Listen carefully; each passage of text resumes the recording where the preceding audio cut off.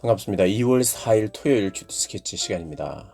오늘 본문은 사무엘상 7장 12절로 17절까지의 말씀입니다. 오늘 본문은 이렇게 시작합니다. 사무엘이 돌을 취하여 미스바와 센 사이에 세워 이르되 여호와께서 여기까지 우리를 도우셨다 하고 그 이름을 에벤 에셀이라 하니라.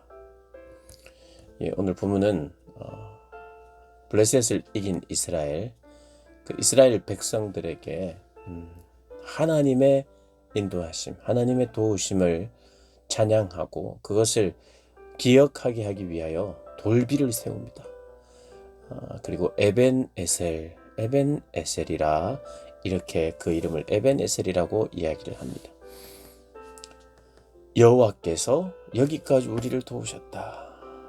이스라엘 백성들이 법궤의 유무와는 관계없이 하나님이 그들을 도우신, 그래서 승리함, 법궤 때문이 아니라 하나님 앞에 돌아오는 회개 때문에, 우상을 제거하는 것 때문에, 순종의 삶을 살기로 결단한 것 때문에, 그리고 순종의 삶을 살아갔기 때문에 하나님은 승리를 허락하셨습니다.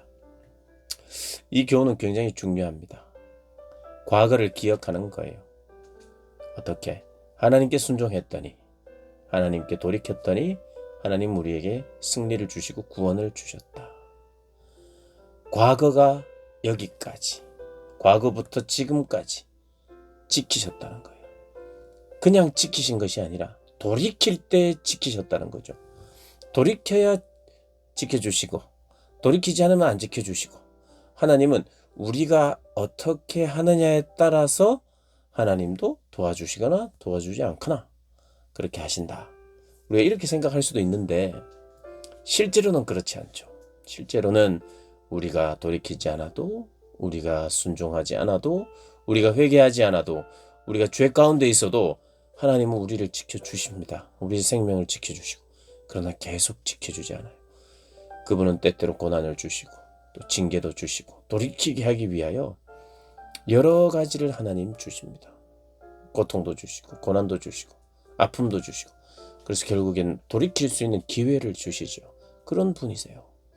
그러면 돌이킨 후에 승리하게 하시고 또 확실한 구원을 경험했고 그 하나님에 대한 확신을 가졌다면 어떻게 살아야 될까요? 계속 그렇게 살아야죠. 예전처럼 다시 우상을 섬기고 세상을 사랑하고 좋아하고 하나님을 떠나 있는 그런 삶, 그런 삶을 살면 안 되죠. 그래서 하나님이 기억하라고, 우린 신앙 기억해야 됩니다. 신앙은 기억을 잘하는 것입니다. 하나님이 어떤 분이신지 잘 기억하고 잘 생각하는 것이 신앙생활입니다. 신앙생활 잘하는 것은 제가 몇 번 말씀드렸습니다만 잘 기억하는 것이다. 기억해야 될 것을 잘 기억하는 것이다. 순종의 사람, 순종의 자녀.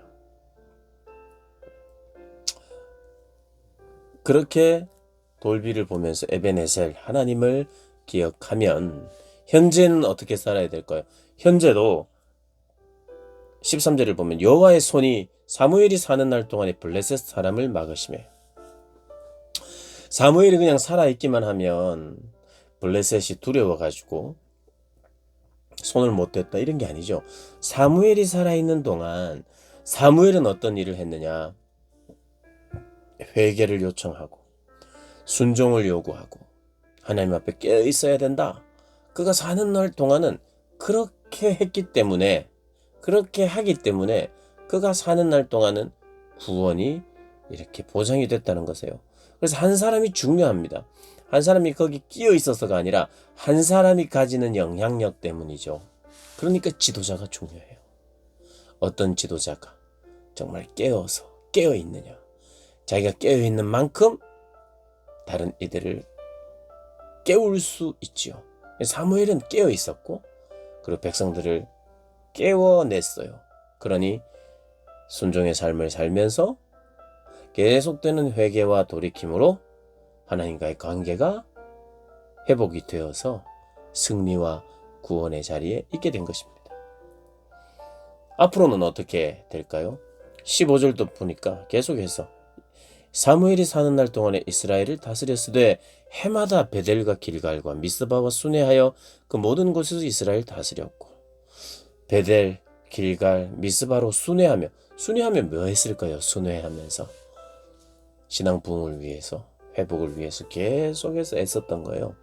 그가 다스렸다는 것은 물론 사사와 같은 역할로 재판도 어떤 면에서는 하고 전쟁에 대한 자문도 하고 그런 다스림을 한 것이 맞습니다. 그러나 그가 다스렸다 할 때는 하나님의 말씀에 순종하도록 하는, 하나님의 말씀에 같이 순종하는 자로 그렇게 하나님의 다스림을 받을 수 있도록 했다는 것이겠죠.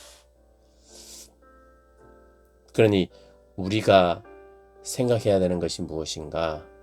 우리의 현재도 우리의 미래도 보장을 누가 하시느냐? 하나님이 하시죠.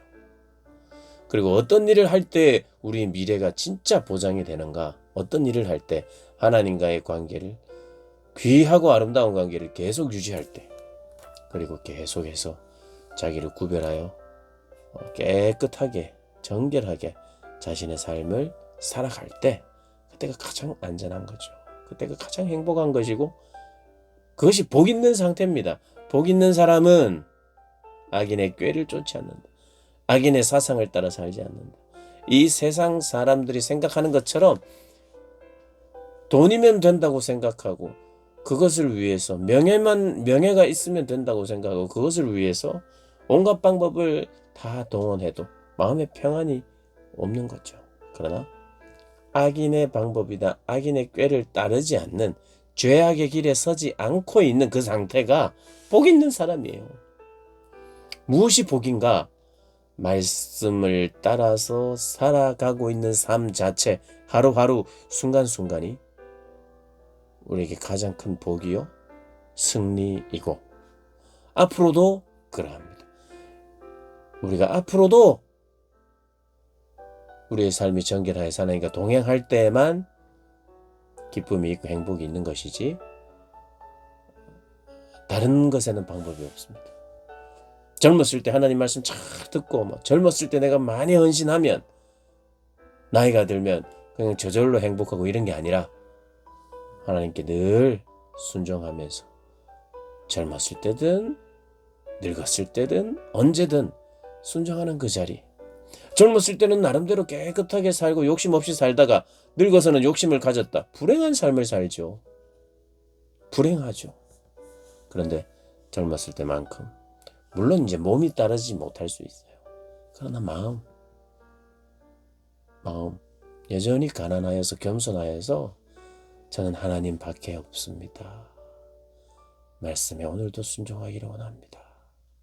말씀하옵소서 주의 종이 듣겠나이다. 그 상태만 복이 있죠. 그래서 여러분 어떤 삶을 사람의 삶에 사람의 패턴을 여러 가지를 우리가 어떻게 재단하고 나름대로 신앙의 어떤 패턴을 규격화해서 이렇게 해야 신앙생활을 잘하는 것이고 이렇게 해야 행복한 것이다, 복된 삶이다 이렇게 말할 수는 없지만, 그러나 여러분 어떻습니까? 언제 참 감사하고 복이 있어요. 날마다 내가 할 수만 있으면 기도의 자리에 있고 규칙적으로 늘 말씀을 묵상하고 하나님과 교제하는 시간들, 그런 것이 매일매일의 삶에 나에게 늘 있을 때, 그때 참 안식을, 하나님과의 어떤 터치가 있는 그 시간들이 우리 영혼에 가장 큰 기쁨을 주는 시간 아닙니까? 그런 교제의 시간 없이 우리가 무엇이 우리를 복되게 하며 행복하게 만듭니까? 여러분, 그러니 경건의 규칙,